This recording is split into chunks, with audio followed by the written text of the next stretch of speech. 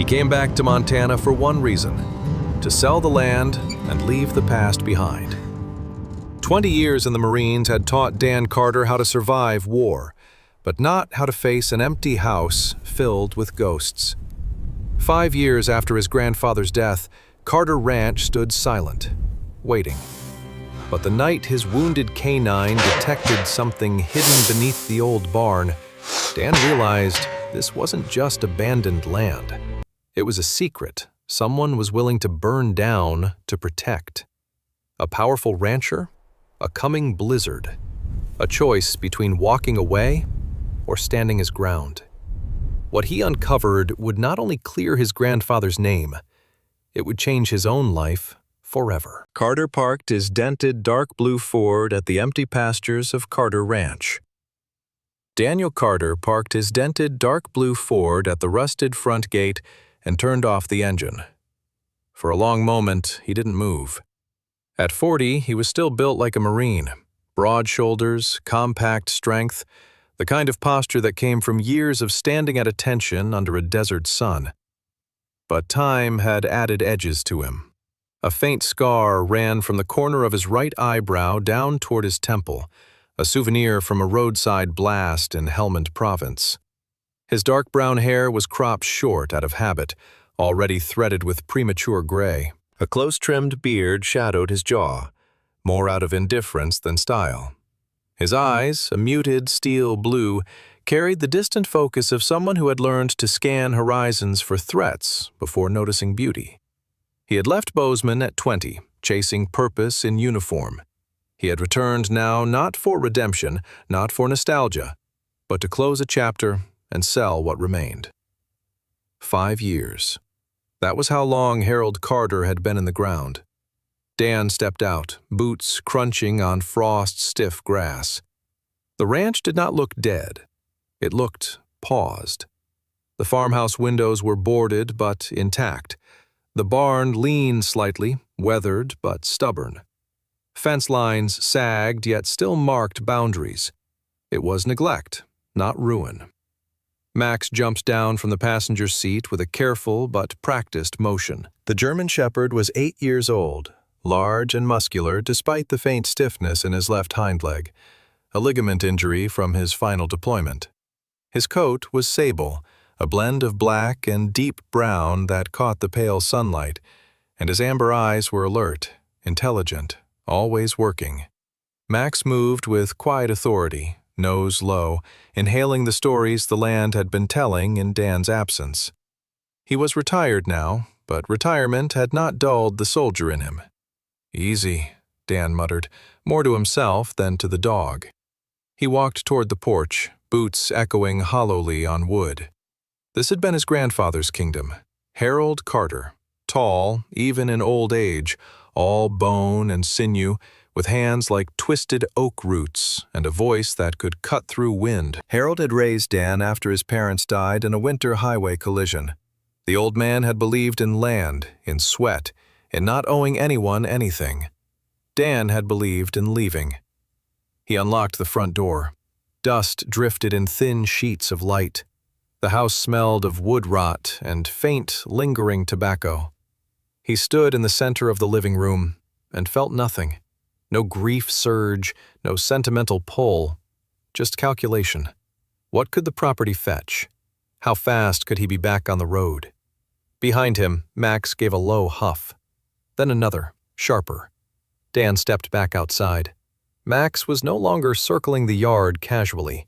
His body had shifted, ears pricked, spine taut.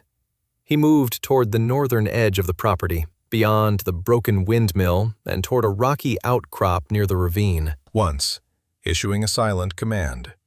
Something. Once, issuing a silent command. Something in Dan's chest tightened. Not fear exactly, but instinct.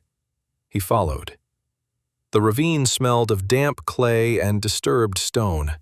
A recent slide had torn through part of the slope, scattering rocks the size of truck tires. Max scrambled up the edge, paws finding holds with disciplined precision, then froze. Dan climbed after him, breath steady despite the incline. When he reached the top, he saw it. A mustang stood trapped between a fallen slab of granite and the ravine wall. One foreleg was pinned awkwardly beneath the ground. Its mane hung tangled, eyes wide and dark, with a mix of exhaustion and defiance. One foreleg was pinned awkwardly beneath debris, not crushed, but immobilized. It had not been there long. The ground around it showed recent struggle. "Easy," Dan murmured, stepping closer, palms open. The horse's nostrils flared. It did not try to bolt. There was nowhere to go. Max moved slowly to Dan's side, calm but watchful, his presence steadying rather than threatening. Dan crouched carefully, scanning for injury. As he shifted position, something metallic caught the light against the animal's neck. A livestock tag hung from a leather strap. Clean, standardized, not improvised. He reached out and brushed dirt away. Stamped in black lettering were the words, "Boone Livestock, Inventory, ID 47B. Dan's jaw tightened. Wesley Boone owned half the valley now. A polished businessman in pressed denim and expensive boots, known for expanding fast and asking few questions. Boone didn't lose livestock. He tracked them. Dan looked back at the ranch stretching behind him. His land, neglected but legally his. The wind picked up, rattling loose stone. This horse hadn't wandered here by accident, and if Boone's animal was trapped on Carter Ranch, it meant someone had been using his property without his knowledge. For the first time since pulling through the gate, Dan felt something shift inside him. Not nostalgia, not grief. Suspicion. By mid-afternoon, the sky had turned the color of brushed steel, low clouds dragging their shadows across the pastures, as if measuring what still belonged to whom. Dan had managed to free the Mustang's trapped leg by levering away enough stone to give it room to stand, though the animal remained wary, trembling but upright. He had looped a temporary lead around a fallen fence post to keep it from wandering back into danger. Max stayed near the horse but kept a respectful distance, his amber gaze steady, his body language calm and commanding without aggression. Dan was checking the livestock tag again when the sound of an engine rolled up the dirt road. Smooth, powerful, expensive. Out with the slow assurance of a man. Out with the slow assurance of a man accustomed to being watched. He was in his early 50s, tall and thick through the chest, not soft but solid, as if he had once worked hard and now paid others to do it. His sandy hair was combed back carefully, only faintly receding, and his beard was trimmed to a precise line that suggested discipline rather than neglect. He wore dark denim, polished brown boots, and a shearling-collared ranch jacket that looked new but styled to appear rugged. His blue eyes were sharp, calculating. He smiled easily, though the smile never reached those eyes. Boone had grown up in the valley but left for college in Colorado, returning 15 years ago with investors and a plan. In 3 years, he had bought up nearly every struggling ranch within 20 miles, earning admiration from some and quiet resentment from others. His father had lost their family ranch to debt when Boone was 16, a humiliation that had carved into him a vow never to be powerless again. "Daniel Carter," Boone called out, voice smooth, almost warm. "Heard you were back." Dan straightened slowly, wiping dirt from his hands onto his jeans. "Just passing through." Boone's gaze shifted to the Mustang, then briefly to the tag. His expression flickered, just a fraction, but he recovered quickly. "Didn't expect to see livestock here. Thought this place had been empty." Max moved forward a step, shoulders tightening. A low rumble vibrated from his chest, controlled but unmistakable. Boone glanced at the dog, assessing. "Still running canine, huh?" "He's retired," Dan replied evenly. Boone walked a few paces closer, boots crunching softly. "You planning to stay? Or are you finally ready to let this land go?" He gestured broadly to the ranch. "I've been consolidating pasture. Makes sense for everyone. You get a clean sale, I get continuity." "How much continuity do you need?" Dan asked. Boone smiled again, hands in his jacket pockets. The valley's changing. Tourism, cattle logistics, winter feed contracts. Efficiency matters. And your ranch? It's the last gap in my fence line. There it was, unfiltered ambition. Dan felt the old instinct rise, the one that measured threats not by words, but by positioning. You've bought most of the valley already. Business, Boone replied. Folks retire, kids move on, I step in. Max's growl deepened as Boone shifted closer to the Mustang. Boone stopped, lifted his palms slightly. Relax, I'm not here for trouble. In fact, I'm here to make your life easier. He named a price, well above market value, high enough to erase debts, to fund a quiet life anywhere Dan chose. Dan didn't answer immediately. He studied Boone's boots, no mud from the ravine, but the tread was wide, industrial. A working man's tire pattern, the kind used on ranch security trucks. He felt a flicker of unease, but buried it. I'll think about it. Boone nodded once, satisfied. Don't take too long. Winter decisions have a way of making themselves. He tipped his chin toward the Mustang. If that stray gives you trouble, I've got men who can handle livestock. I'll manage, Dan said. Boone held his gaze a moment longer, then turned and climbed back into his truck. The engine roared, and he drove off without looking back. Dusk settled quickly. Dan secured the Mustang in the least damaged section of the western barn and set up a portable lantern. He checked the wiring. The system had been dead for years. When darkness fully fell, the ranch seemed to shrink inward, sound carrying strangely in the cold air. Near midnight, Max snapped awake with a sharp bark. Dan was on his feet instantly, old reflexes sliding into place. A faint orange glow flickered against the barn wall. Stay, Dan ordered.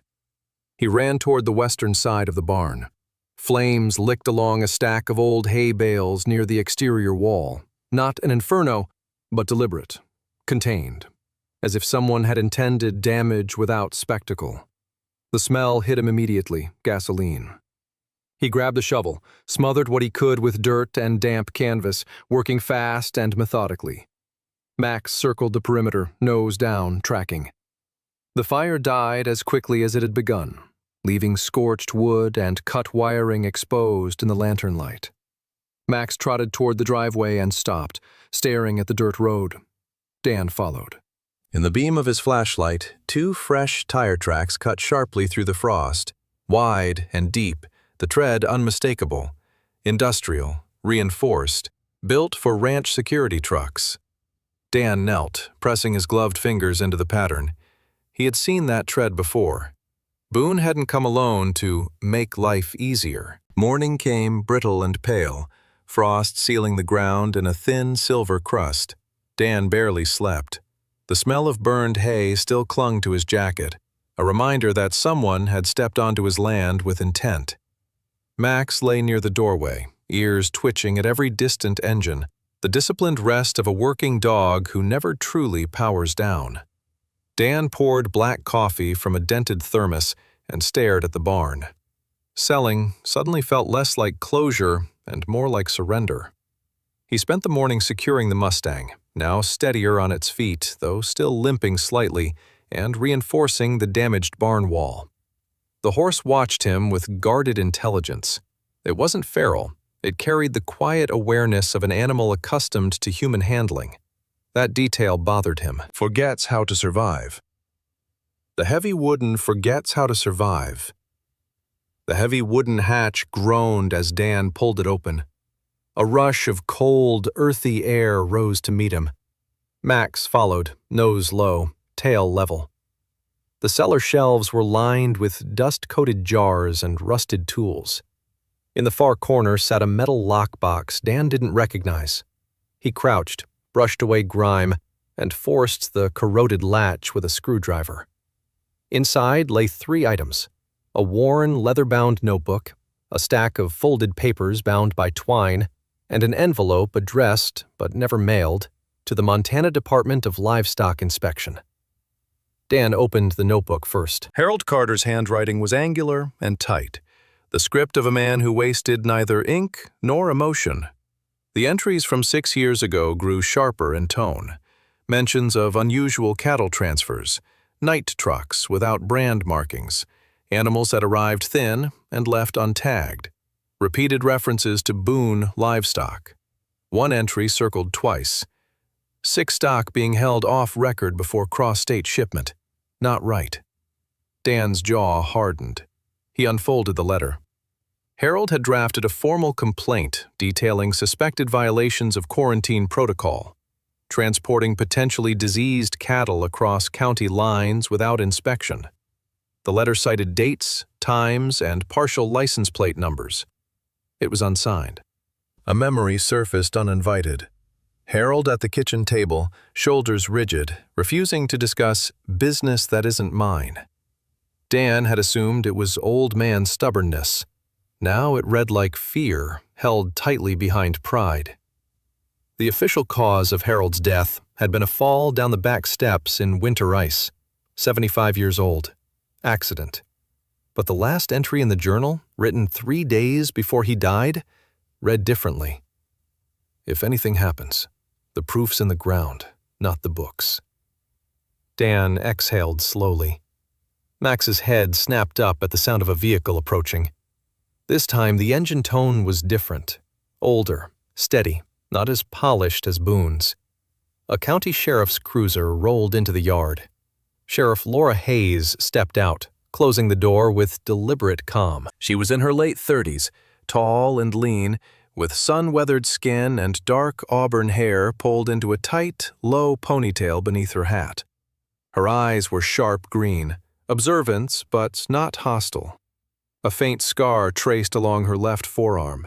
She had once pulled a teenager from a submerged pickup during a spring flood, an incident that made local news and cemented her reputation as someone who ran toward problems, not away from them.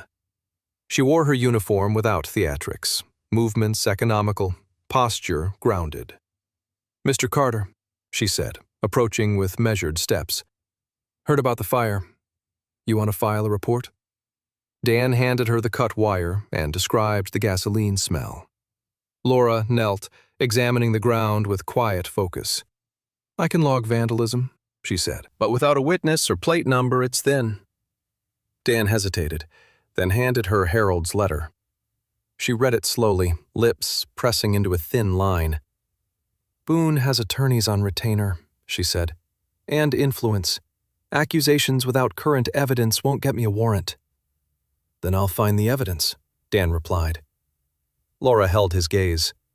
"Be careful you don't cross into trespassing or obstruction. Let me handle what's legal." After she left, Dan returned to the barn. Harold's final note echoed in his head. Proof's in the ground, not the books. He walked to the northern side of the property, beyond where Max had first led him.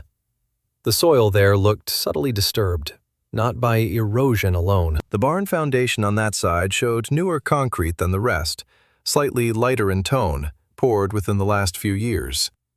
Dan crouched, running his fingers along the seam. Max began scratching at a narrow vent partially concealed by brush. Cold air drifted from beneath the slab. Dan cleared debris away, revealing a metal grate fitted too cleanly to belong to Harold's era. He shone his flashlight through the gap. Below, he glimpsed steel framework and insulated paneling. Modern, industrial. Not a storage pit. A refrigeration unit. Someone had installed a cold holding chamber under his barn after Harold died. Dan straightened slowly, pulse steady but mind racing. Boone didn't just want the land. He needed it quiet. The temperature dropped hard after sunset, the kind of Montana cold that sharpened sound and slowed breath into visible clouds. Dan killed every exterior light on the ranch except one dim lantern inside the house. From the loft window of the barn, he watched the northern slab where the hidden vent exhaled its faint mechanical hum. Max lay beside him, head low but alert, ears twitching at distant shifts in wind. The Mustang stood quiet in its stall, calmer now, as if sensing that the tension in the air had shifted from confusion to confrontation. Dan had not called Sheriff Hayes again. Without a warrant, any official presence might push Boone to dismantle whatever lay beneath the barn before it could be proven. So he waited, the old Marine patience settling into his bones like muscle memory. It was close to midnight when Max stiffened. No bark, just a silent surge of focus. A faint crunch of gravel came from the northern fence line, too deliberate to be deer, too controlled to be accident. Dan moved down the ladder without a sound, hand already resting on the grip of the sidearm he had not carried since leaving the Corps. He hated the weight of it, hated how natural it still felt. Through a crack in the barn boards, he saw a shadow detach from the darkness near the slab. A man crouched low, checking the perimeter before stepping toward the concealed vent. He wore a dark ranch coat and a knit cap pulled low, movements efficient, trained. Not reckless, not drunk. Intentional. Max couldn't hold position any longer. The dog slipped from Dan's side and moved along the wall, silent as memory. When the stranger bent to pry open the vent cover, Max lunged, not wild, not feral, but controlled, aiming to disable, not kill. The gunshot shattered the night. Max yelped, a sound Dan had heard only once before, in a desert half a world away. The dog collapsed, rolling onto his side, blood spreading dark against frost. Dan burst from the barn, weapon raised. "Drop it!" he roared. The stranger pivoted, weapon still up but trembling slightly now. In the lantern's weak glow, Dan saw a face he knew. Jake Turner.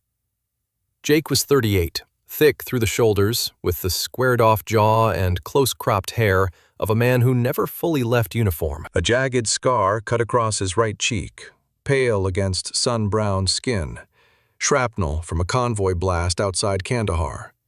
He had always been the steady one in their unit, quiet, disciplined, the kind of Marine who followed orders even when they cut against instinct. After returning stateside, Jake had struggled. A divorce, a failed contracting job, and a father's medical debts had carved cynicism into him. He had taken security contracts where he could find them. "Dan?" Jake's voice cracked, disbelief colliding with recognition. Max groaned, trying to rise. "Gun down," Dan repeated, colder now. Jake lowered the weapon slowly, shock overtaking whatever mission had brought him here. "I thought it was a wolf," he said. "Boone said predators were hitting storage. I was told to secure the site." Dan knelt beside Max, pressing his hand against the wound at the dog's shoulder. The bullet had gone through muscle, not bone, clean but dangerous. Rage flared, but it was old rage, disciplined, controlled. "You're securing my property?" Dan asked without looking up. Jake swallowed. "Boone leases access for temporary holding. Said it was cleared." "Cleared by who?" Jake hesitated. Max whimpered, and Dan shifted his grip to steady him. "Easy, partner. Stay with me." The old command slipped out of him without thought. Jake's head snapped up at the phrase. It had been their unit's field signal for regrouping under fire. Recognition drained the last of the defensive posture from him.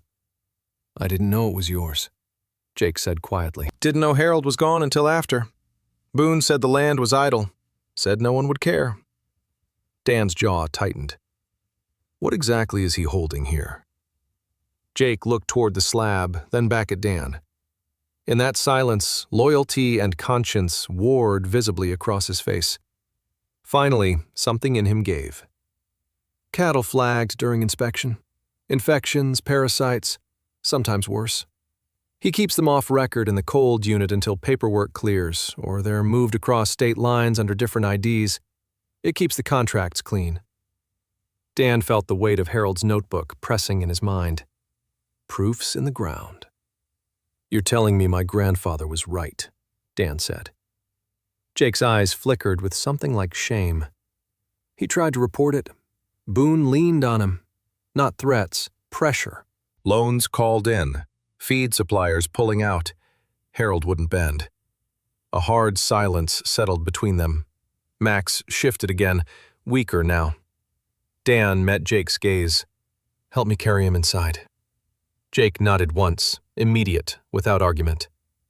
As they lifted Max carefully between them, the night felt different. Less like a stakeout, more like a line crossed. Boone hadn't just used the ranch. He had assumed no one would stand in the way. The ranch house smelled faintly of antiseptic and gunpowder by dawn.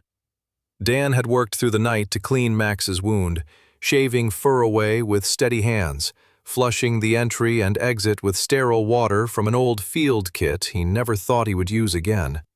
Max lay on a wool blanket near the stove, breathing shallow but stable, amber eyes tracking Dan wherever he moved.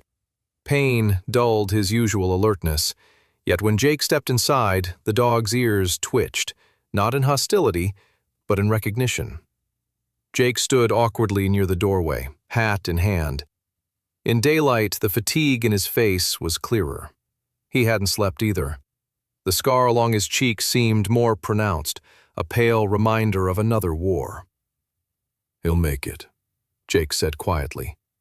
"You did good."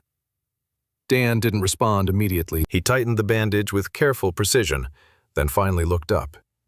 "You said there are records." Jake nodded. "Boone doesn't trust digital trails alone. He keeps a physical ledger in the cold unit, backup in case auditors ever question discrepancies." "Then we get it," Dan said. By mid-morning, frost still clung to the north slab. Jake showed Dan how the concealed vent plate could be unlatched from beneath the edge. They pried it open enough to slide down into the chamber below. The air that hit them was sharp and artificial, mechanically chilled, sterile. The hidden unit was larger than Dan first imagined, reinforced with insulated panels and portable refrigeration systems powered by a buried generator. "Rotate stock through here when inspections flag issues. Keeps them off manifest until paperwork clears." Dan scanned the space, jaw tightening. Against one wall sat a steel desk bolted to the floor.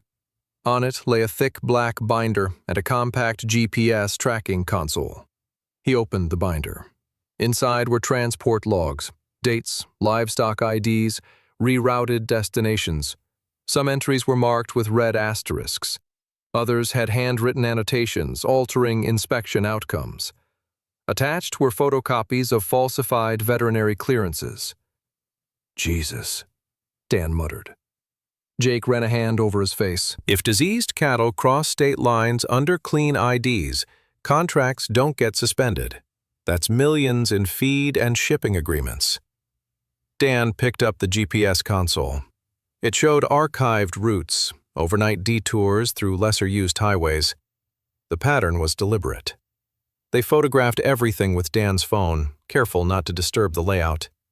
Jake hesitated only once before removing a flash drive taped beneath the desk.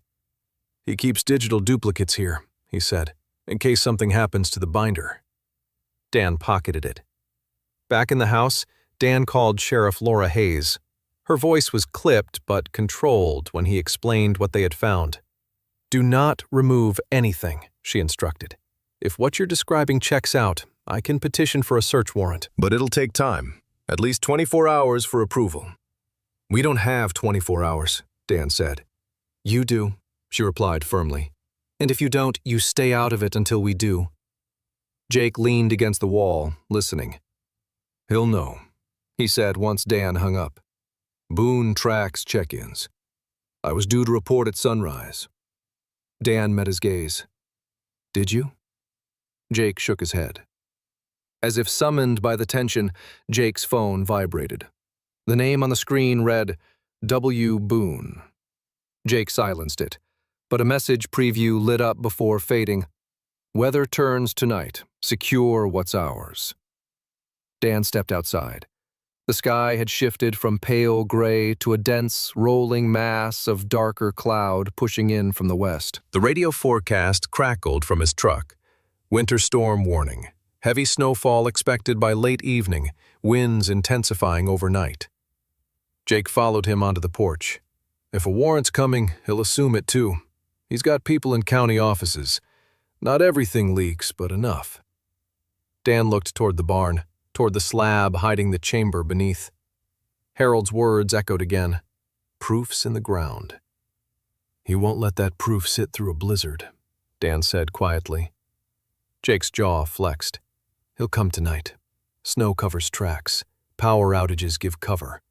He'll dismantle the generator, clear the stalls, burn the paper.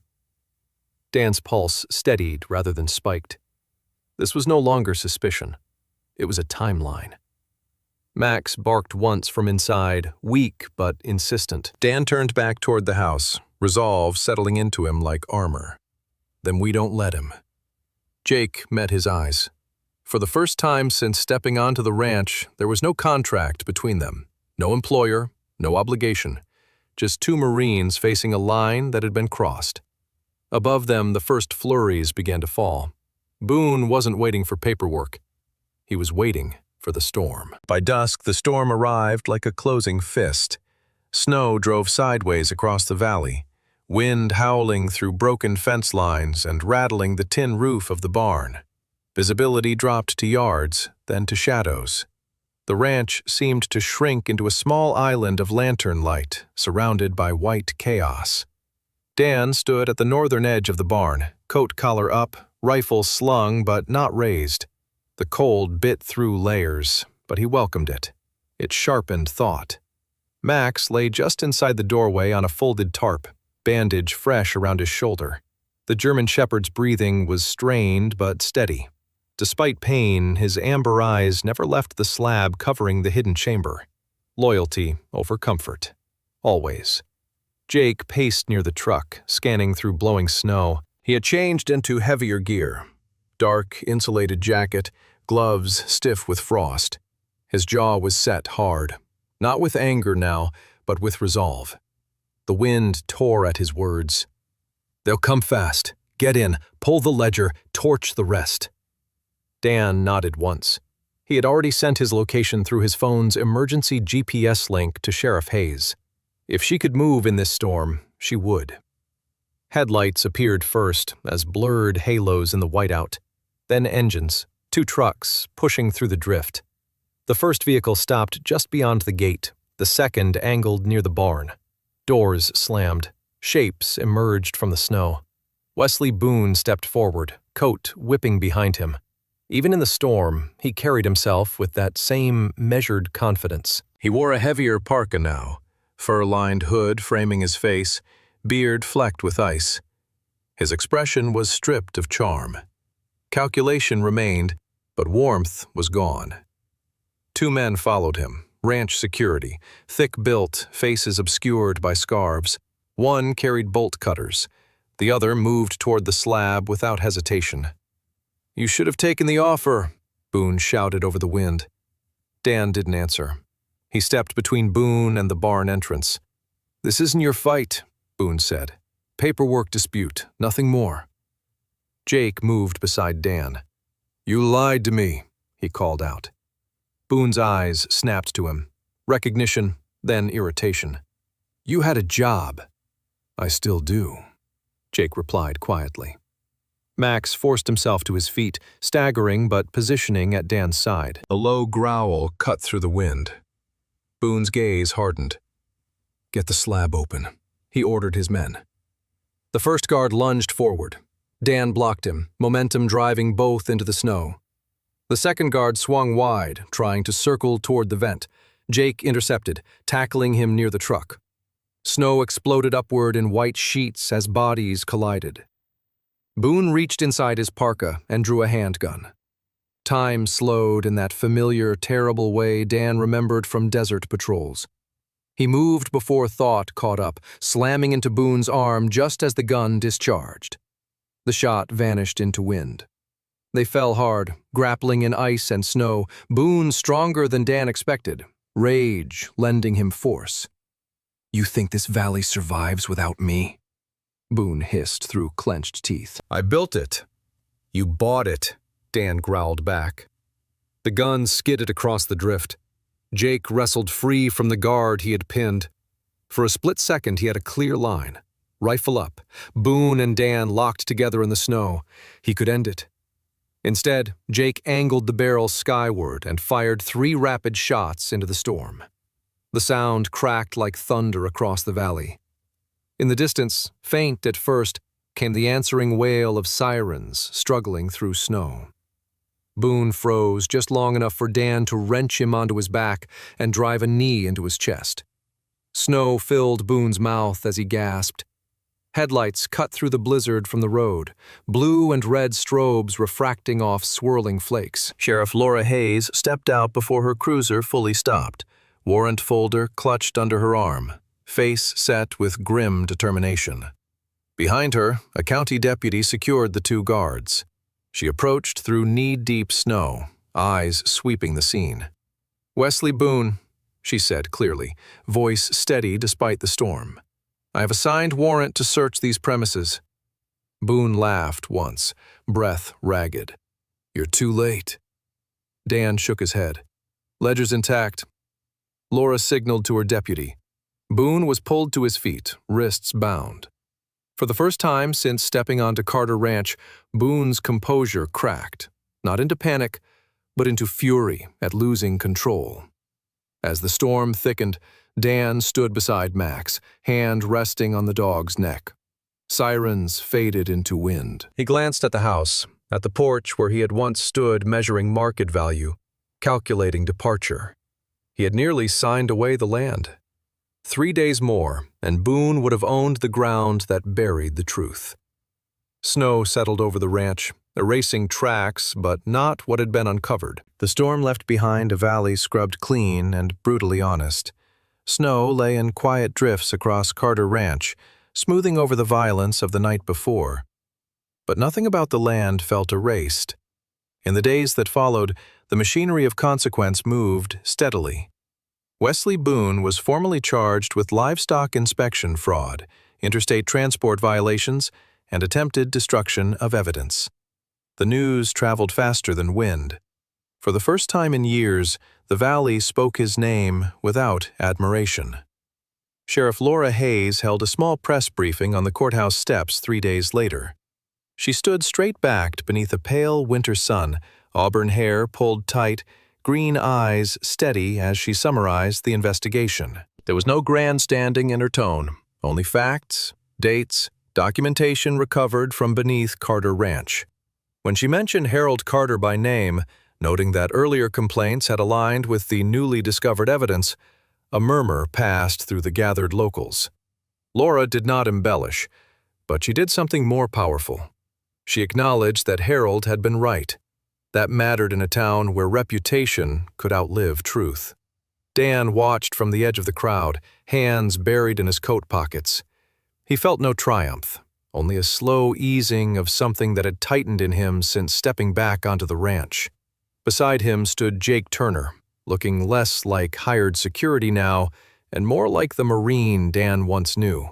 Posture squared, eyes forward, stripped of divided loyalties. Jake had terminated his contract the morning after Boone's arrest. He didn't make speeches about it. He simply showed up at dawn with tools and began repairing the barn roof as if the decision had always been waiting. "I owe you," Jake had said quietly that morning. "You owe yourself," Dan had replied. The Mustang, now officially untethered from any claim, had begun to regain strength. Dan named him Valor, partly for irony, partly for intent. The horse's coat regained sheen under careful feeding. Muscle returned gradually along his flank. He moved cautiously, but no longer with fear. When Jake approached, Valor did not flinch. Animals recognized consistency faster than men did. Max healed slower. The wound closed cleanly, but stiffness lingered in his gait. A local veterinarian, Dr. Emily Carter, no relation, a woman in her early 40s with sharp brown eyes and dark hair, usually tied back in a low braid, visited twice to check the healing. Emily carried herself with pragmatic calm, the kind forged by long winters and too many emergency calvings at 3 in the morning. She had grown up on a failing dairy farm outside Helena, watched it collapse under bad contracts and poor inspections. That history gave her little patience for corporate shortcuts. "He'll run again," she said, examining Max gently. "Maybe not like before, but he'll run. Spring crept in slowly. Snow thinned into patchy white along fence lines. Dan and Jake replaced warped boards, cleared debris from the north slab, and dismantled the concealed refrigeration system under Sheriff Hayes's supervision. What had once been hidden was now documented, cataloged, removed in daylight. Offers to buy the ranch resurfaced quietly from distant investors who smelled opportunity and scandal. Dan declined them without hesitation. Instead, he filed new paperwork, Carter Ridge Sanctuary. The idea had come not as a revelation but as an inevitability. The ranch would not return to large-scale cattle contracts. It would serve something smaller, more deliberate. Abandoned horses, confiscated livestock needing rehabilitation, and, when possible, short-term housing for veterans navigating the uneasy terrain between service and civilian life. Jake volunteered first, not out of guilt but out of clarity. "Structure helps," he said simply. On a mild April evening, Dan sat on the rebuilt porch, wood still smelling faintly of fresh-cut pine. Max lay at his feet, head resting against Dan's boot. The dog's breathing was easy now. Valor grazed in the near pasture, tail flicking lazily as sunset washed the valley gold. Sheriff Hayes stopped by briefly, leaning against the porch rail. "You're sure?" she asked, glancing toward the open fields. Dan nodded. "I came back to sell. Turns out I came back to keep a line from being crossed." Laura smiled faintly. "Your grandfather would have liked that." After she left, silence returned. Not empty, but earned. Dan looked out across the valley toward the distant Bridger Peaks. For years, he had believed returning home meant admitting something had failed. But standing there, with Max steady beside him, and the ranch no longer vulnerable to quiet exploitation, he understood something different. He hadn't returned to end a chapter. He had returned to finish it. Max shifted closer, pressing his weight against Dan's leg. The line had held. Sometimes the miracle isn't thunder in the sky or fire on the horizon. Sometimes it is a man arriving home at the exact moment truth is about to be buried. Dan thought he returned to sell a piece of land, but perhaps God had written a different ending long before he drove through that gate. A wounded dog who survived, a hidden truth brought to light, a line held when it mattered most. These are not accidents. They are quiet mercies. In our daily lives, we often stand at similar crossroads, walk away or stand firm, stay silent or defend what is right. Miracles rarely remove the storm. They give us the strength to face it. If this story moved your heart, share it with someone who needs hope today. Leave a comment and tell us where you're watching from. Subscribe for more stories of courage, faith, and second chances. May God bless you, protect your home, and guide your steps through every storm you face.